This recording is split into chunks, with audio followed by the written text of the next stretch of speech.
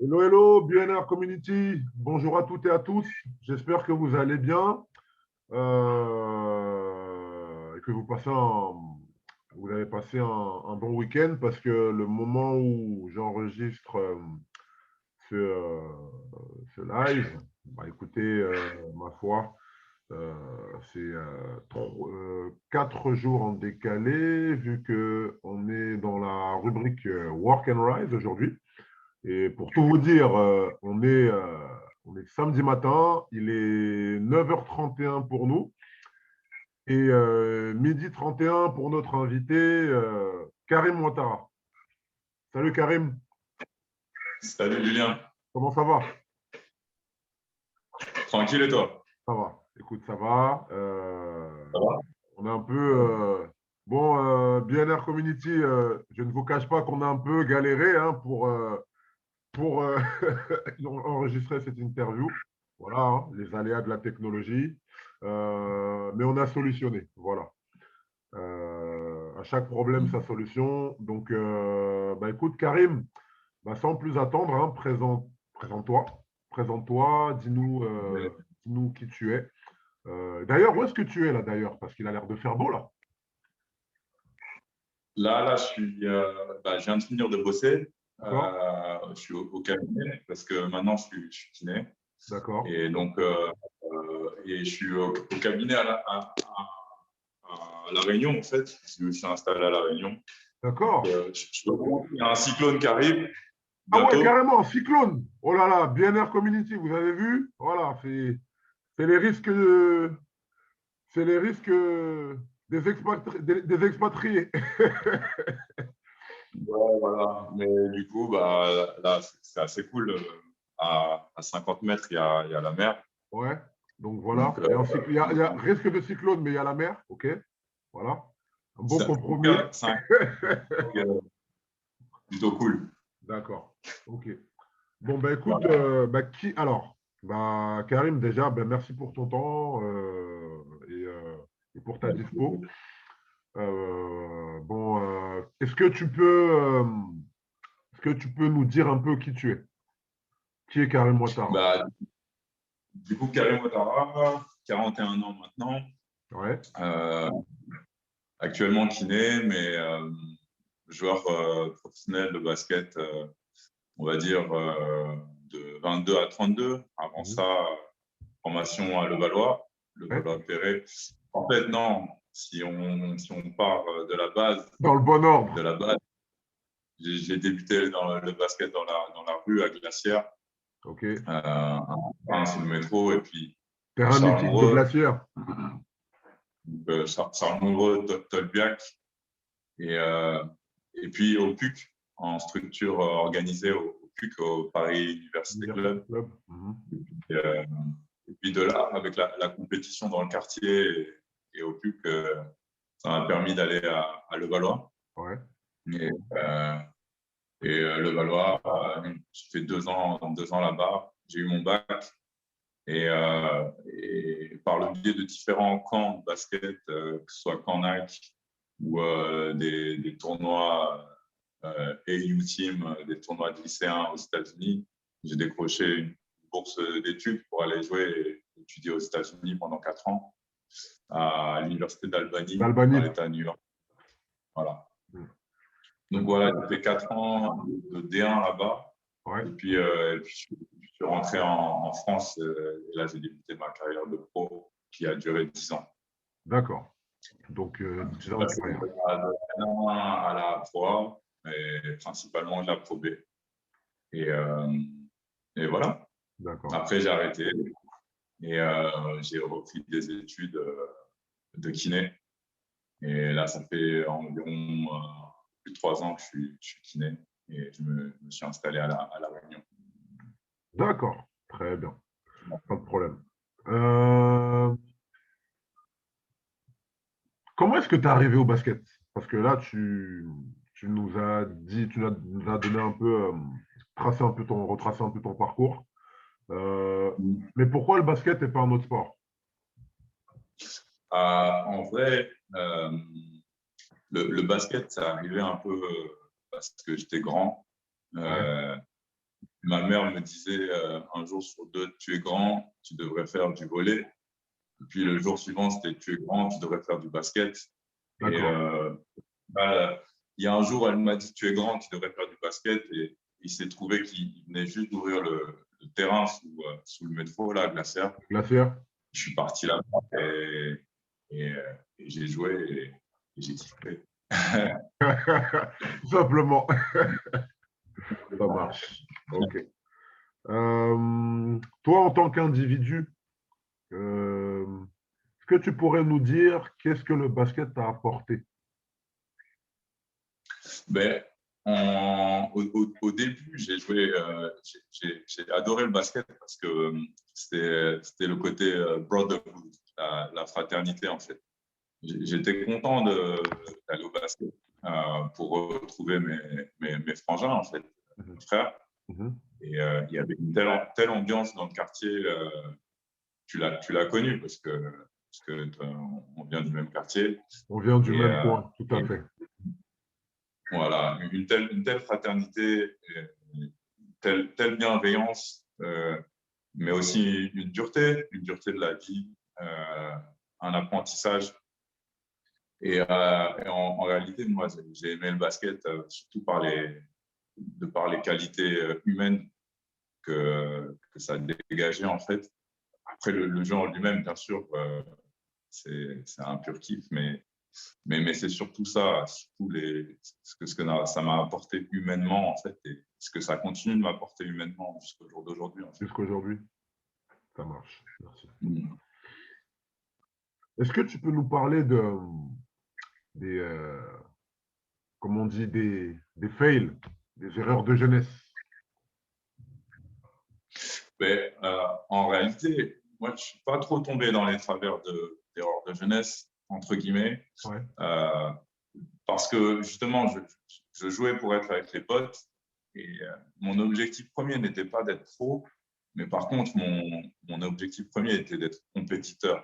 Donc, on avait un groupe d'amis extrêmement compétiteurs et tous les jours, eh bien, c'était compétition max. Et à un point où, par moment, on ne se parlait plus pendant 24 heures. Il fallait qu'on aille. Ah, ça me dit quelque chose, bêtement. Bizarrement, ça me rappelle quelque chose. Oui, Plusieurs mais c'est choses ça. même. Hein. Tu jouais avec tes frères et voilà, tu connais toute la famille, tu connais tout le monde et c'est comme si c'était un membre de la famille. Mais tant qu'il n'y a pas un repas à partager, tu vas au foyer, tu manges un tiède et là, ça se calme. Tiens, passe-moi le piment, s'il te plaît. Puis là, c'est clair. et s'il n'y a pas un tampon, c'était vraiment très, très compétitif. Mais mon objectif, ce n'était pas de devenir pro. Mais du coup, cette compétition qu'il y avait entre nous, cette rigueur, ça m'a amené des standards de devenir pro. Et puis, j'ai eu la chance de le devenir après par la suite. Mais alors, du coup, ça m'a un peu épargné pas mal de problèmes, on va dire, d'ego, des problèmes de pression. Moi, c'était un pur plaisir. Après, par contre, quand ça commençait un peu à chauffer et que je me suis retrouvé à l'université dans un pays que je ne connaissais pas, un apprentissage d'une langue, etc.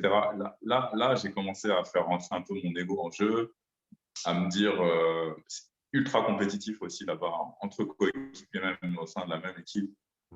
Et enfin, ça partait régulièrement en bagarre. Et là, c'est l'ego qui parle. Et de se dire, ouais, en fait, j'ai fait le mauvais choix, j'aurais dû aller dans cette autre université. Ouais. À l'époque, on était assez isolés, on parle de ça de 98 à 2002. Et du coup, j'allais chercher les raisons de mes échecs, puisque sur une période de 4 ans, j'ai eu des périodes de réussite et des périodes d'échec. Mais quand j'étais en période d'échec, j'allais chercher les raisons de mon échec à l'extérieur de moi. Okay. J'allais blâmer un peu la structure, etc. Ouais. Alors qu'en réalité, on sait tous que voilà, ça vient de nous-mêmes. il y avait des choses que j'avais arrêté de faire. Il y avait une rigueur que j'avais peut-être oubliée. Bref, une fois que je me suis recentré sur moi-même et que j'ai essayé de régler ces problèmes-là, mais il faut savoir, à cette époque-là, il n'y avait pas ces histoires d'Internet à portée de main, en fait. Hein. On devait aller au cybercafé et toutes ces choses-là. Et donc, j'étais vraiment, enfin, on était vraiment isolés, hein, tous les gars de ma génération qui sont partis aux États-Unis à cette époque-là. C'était pas la même proximité qu'aujourd'hui. Aujourd'hui, ouais. Mais voilà, ça forge le caractère. Et de ces erreurs-là, j'ai vraiment appris à regarder à l'intérieur de moi avant de regarder à l'extérieur. Ok, nice. Qu'est-ce que tu penses de la nouvelle génération et quelle différence tu vois avec notre époque à nous, notamment dans l'évolution du jeu, comment est-ce que le jeu comment dire, a changé, est-ce que enfin, ce que tu en penses et quels sont les points positifs, négatifs que toi tu vois? Du coup, pour te dire la vérité, moi, j'avoue que le basket, ça m'a apporté énormément. Ça apporte toujours. J'étais très, très, très concentré sur le basket tout au long de ma carrière. À partir du moment où j'ai arrêté, j'ai repris mes études, j'ai un peu moins suivi, surtout le championnat français. Mais les choses que j'ai remarquées, c'est des choses qui vont avec le temps. Tout à l'heure, je parlais d'Internet dans la poche. Ouais. Mais rien que ça change tellement de choses. Rien que le fait qu'on puisse enregistrer et on puisse diffuser les images à tout le monde à tout moment. Ouais. Gros point positif, l'autre jour, j'entendais un truc trop marrant, en fait, de Joel Embiid qui disait, quand il était au Cameroun, il regardait Internet et pour apprendre à shooter, il tapait sur Google vidéo d'hommes blancs qui shootent à 3 points. Bref, anyway. Bon, voilà, genre, la gestuelle appartenait à une catégorie de personnes. En tout cas, rien que tout ça, c'est les bons côtés du jeu. On a accès à plein de choses. On a accès à de la nutrition, on a accès à de la préparation physique, on a accès à des drills. Mais à côté de ça, on a aussi les mauvais côtés de ça. C'est faut que je fasse attention en défense, parce que si je me fais crosser ou si je me fais dunker dessus, là, tout le monde va être au courant. Nous, à notre époque, grave. Ah ouais, ça va très vite aujourd'hui. Ouais. Voilà. Il y avait des fois des VHS. Hein, oui, ouais. Mais les ancêtres qu'on est, faites pas attention, les jeunes. Les plus jeunes qui regardent ne prenez pas attention à ces paroles. Mais pour résumer, en gros, nous, le basket qui était moins, on va dire, connu, il y avait un âge d'or, hein, il y avait tout, les Limoges, etc. À l'époque, à Levallois, il y avait les Cardiac Kids, etc. Mais c'était une famille assez fermée. Maintenant, c'est quand même ouvert. Hein, qui veut voir, peut voir. Et donc, du coup, nous, on était vraiment concentrés sur... c'était une époque de compétition. Il fallait qu'on batte notre adversaire.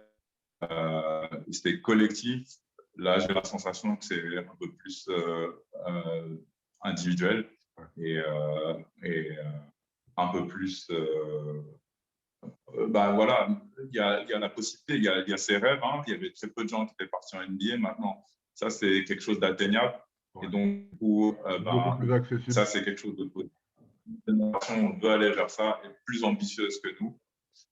Mais peut-être qu'à côté de ça, du coup, leur statut dans leur tête est plus élevé, plus important à partir du moment où tu commences à avoir des certaines facilités. Il y a peut-être un peu moins d'humilité que nous, on pouvait avoir parce que Il y a un ces peu plus rêves-là étaient un d'ego, peu moins etc.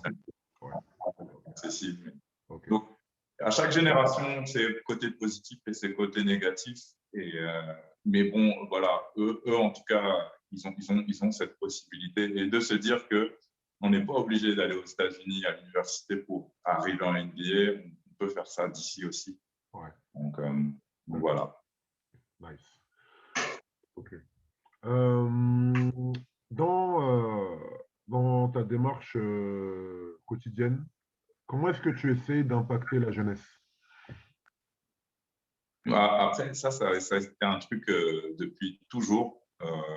Je sais, mais bon. Parce que, voilà, nous, ça a toujours été, voilà, tu dois respecter tes grands frères et les écouter.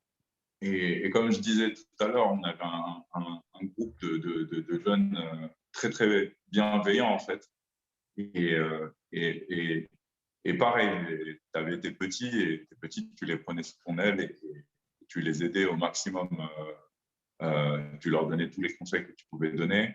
Tu pouvais aussi leur donner l'accessibilité à des gymnases, à du matériel qu'ils n'avaient pas forcément, et à des chaussures, enfin tout. Et donc, depuis l'adolescence, en fait, ça a fonctionné comme ça. Ce système, encore une fois, de fraternité, de brotherhood, où bah voilà, si tu as ça, tu partages une partie de ce que tu as avec les tiens, avec même parfois les grands frères, hein, s'ils avaient besoin. Et, et donc voilà, ça c'est traduit comme ça, simplement, naturellement dans la jeunesse. Et puis après, par la suite, dans l'associatif, comme ce que tu entreprends. Et pendant tout un temps, avec des choses bien plus structurées, on a essayé aussi, avec un groupe d'amis, de donner en retour. Avec Giving Back. Et donc, Giving Back, avec l'association Giving Back, qui a apporté énormément à plein de jeunes, talentueux ou pas dans le basket, que ce soit en termes d'éducation, de culture et de sport. Et puis là, au jour d'aujourd'hui, moi, je suis en reconversion, donc que ce soit autant dans le basket que aussi dans se projeter en dehors du sport. Parce que quand on a la chance de vivre de sa passion, eh ben, il ne faut pas prendre ça comme garantie. C'est quelque chose qui est très précaire, très instable, et aussi qui a une fin. Parce que voilà, le sport, on a tous une fin. On ne peut pas tous mettre $1 million dans son corps comme le LeBron James chaque année. Et donc, du coup, il faut se dire que l'après-basket, ben, c'est aussi important de trouver une autre passion, hein, quelque chose. C'est difficile de passer de quelque chose où on est extrêmement passionné, qui rythme nos jours et nos nuits. Et voilà, clap de fin, la carrière est finie et je dois passer à autre chose, un job qui ne me plaît pas. Non, c'est un truc qu'il faut réfléchir assez tôt et se dire, voilà, moi, je veux être autant passionné dans ma prochaine carrière parce que c'est ça on passe tellement de temps au travail que c'est ça qui est important. Continuer à aimer ce qu'on va faire toute la journée et à profiter de la vie. Donc du coup, là, je me suis rendu disponible à tous ceux qui ont besoin d'avoir des informations dans la kiné, comment faire pour passer du basket à la kiné, par exemple. D'accord, OK. Et quelles sont les différentes routes qu'on peut emprunter, quels sont les meilleurs moyens. Donc, il y a pas mal de basketteurs plus jeunes qui sont venus vers moi et qui m'ont demandé des renseignements, comment faire. Donc voilà, ça. Et puis, bien sûr, là, actuellement, je suis à La Réunion et il y a Romuald Tamitabet, encore un cousin à toi, qui fait énormément de choses pour le basket réunionnais et qui organise des camps. Et donc, j'y participe maintenant avec la double casquette, basketteur, ancien basketteur pro et puis kiné, quoi. Donc dès qu'il y a moyen de rendre service, on est là. On est toujours présent. D'accord. Nice. OK. pourquoi le métier de kiné? Pourquoi pas un Mhm. autre? Pourquoi pas prépa physique? Pourquoi pas… Bah, si tu veux, après ça, c'est mon truc personnel à moi, c'est que au bout d'un certain temps, quand on est pro, eh ben, il y a une routine qui s'installe. Cette routine, on la connaît tous. Lundi matin, entraînement, lundi après-midi, entraînement, pareil mardi, mercredi, un entraînement, jeudi, deux entraînements, vendredi, un entraînement. Si on joue le vendredi soir, c'est shooting, on sait ce qu'on va manger, pâtes, poulet. Cette routine-là, au bout d'un certain temps, elle est fatigante. Et c'est une routine que, après ma carrière de basketteur pro, je ne voulais plus vivre. Donc, que ce soit la prépa physique ou le métier de coach ou voire même kiné pour suivre une équipe, c'est quelque chose qui, au bout d'un certain temps, est pesant. Et voilà. Donc, je ne voulais pas rester dans le secteur du basket réellement. Et, et par contre, c'est un truc, au fur et à mesure de ma carrière et au fur et à mesure des blessures, j'ai rencontré des kinés tout le temps, tout le temps, tout le temps. Et on connaît le lien du kiné C'est vrai. avec le sport, le lien du kiné avec le staff aussi. Et, et j'ai trouvé ce métier hyper intéressant. Je me suis intéressé de plus en plus. Je me suis intéressé à mes blessures de plus en plus, à mon corps, à ce que je pouvais faire pour prévenir des blessures, à ce que je devais faire pour soigner mes blessures. Donc là, de là, j'ai fait un BE qui m'a un peu introduit à l'anatomie, à la biomécanique, etc. Donc j'ai fait le tronc commun du BE. Et puis un jour, j'étais au resto avec des amis, et notamment deux d'entre eux sont toujours kinés. Et donc, j'ai vraiment vu le métier en tant que patient, mais aussi le métier, les coulisses du métier, comment les kinés organisent leur emploi du temps. On est Leur indépendant, en approche, fait, etc. de notre propre chef. On organise notre emploi du temps comme on veut. Et donc, l'intérêt du corps humain, de la biomécanique, de l'entraide, donc il y a un contact humain, hein, ce rapport humain, essayer d'aider un athlète ou une personne qui n'est pas athlète à se sentir mieux, à pouvoir dans son quotidien faire les choses qu'elle a envie de faire. Ça, c'est une approche qui me plaît énormément. Il y a le côté scientifique, il y a le côté, le métier en lui-même, comment on organise son métier. Je ne me voyais pas en costard-cravate. À l'université aux États-Unis, j'avais fait dans une business school, j'ai eu un diplôme de marketing management économique. Ma deuxième option, c'était d'aller en école de commerce. Mais je ne sentais pas faire ça. Je voulais faire quelque chose de mes mains, quelque chose de concret, quelque chose de direct. Et continuer d'aider les gens, continuer d'aider les gens à se sentir mieux. Et, et voilà, et c'est ce que je suis en train de faire maintenant. Et je m'éclate en faisant ça. C'est des longues journées, on commence à 7 h, on finit à 19h30, 20 h. Mais c'est un pied, c'est un pied. Les gens sont gentils. Alors, il faut être pédagogue, c'est trouver le meilleur moyen pour les orienter vers la guérison, pour les impliquer de plus en plus dans leurs soins, etc. Voilà.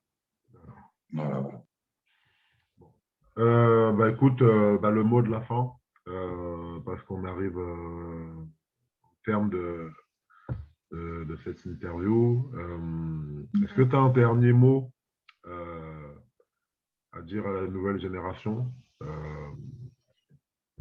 pour ponctuer notre entrevue? Mais honnêtement, Notamment j'espère. aux futurs pros, ou alors à ceux ou celles qui ont des aspirations à devenir justement pro, comme tu l'as été. Voilà. Bah, après, sans faire l'ancien, il y a Mais quand même un peu. quand même un peu. Quand nous, on était jeunes, Ouais. on avait une idée en tête. Hein, en tout cas, pour moi, hein, arriver à un certain niveau, à un certain point, quand je suis arrivé aux États-Unis, même à mes années Levallois, hein, il y avait toute cette génération de jeunes pros qui étaient juste devant nous, les Sacha Chifa, les Vincent Masdingue, les Brice Pisseni, les Moustapha Sonko, Thierry Zik, Fred Nkembe, consorts, enfin, j'en oublie. Ouais. Donc, on était là et eux, ils nous ont vraiment pris sous leurs ailes et ils nous ont accompagnés dans ce chemin-là. Donc, Donc, d'une part, entourez-vous bien, entourez-vous bien vraiment de personnes qui ont réussi et qui gèrent bien leur carrière, entre guillemets, et écoutez bien leurs conseils. Et d'autre part, essayez toujours, avant de chercher un problème en dehors de soi, vraiment, quand on a un échec, l'échec, ça fait partie du chemin. Mais avant de regarder à l'extérieur, regardez à l'intérieur.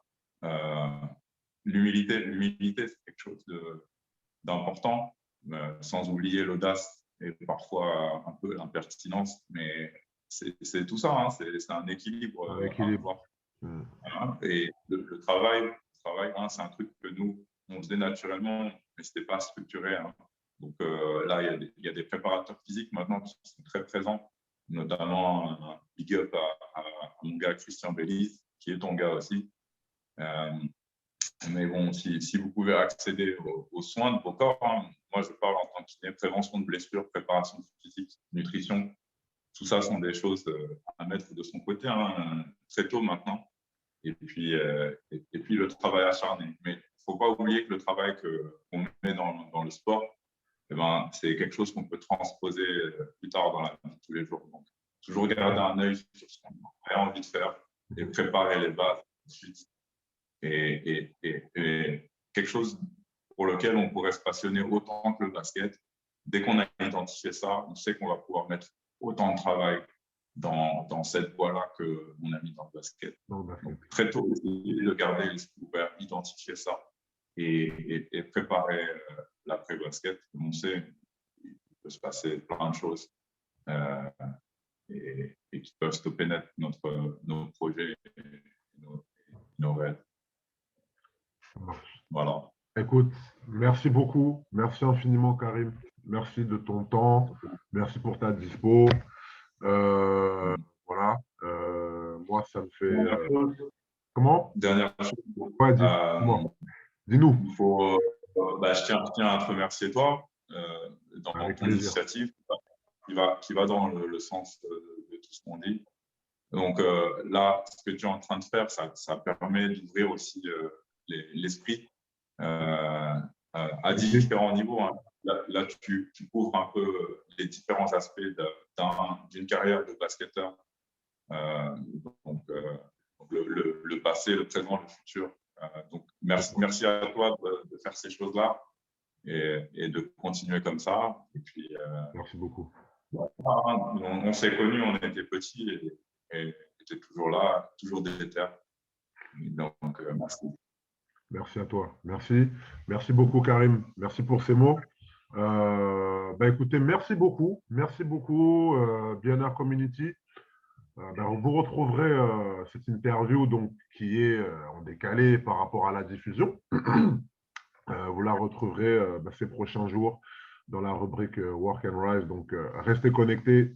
Encore merci Karim. Merci pour ton temps et porte-toi bien. Merci beaucoup. Okay.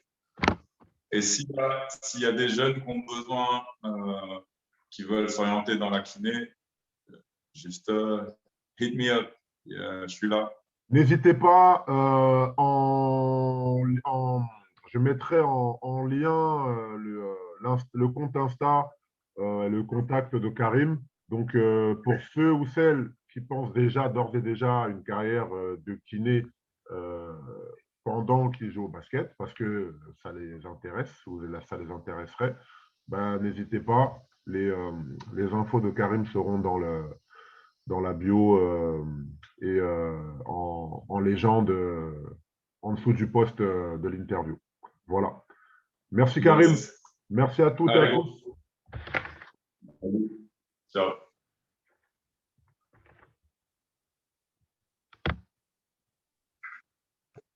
Amen.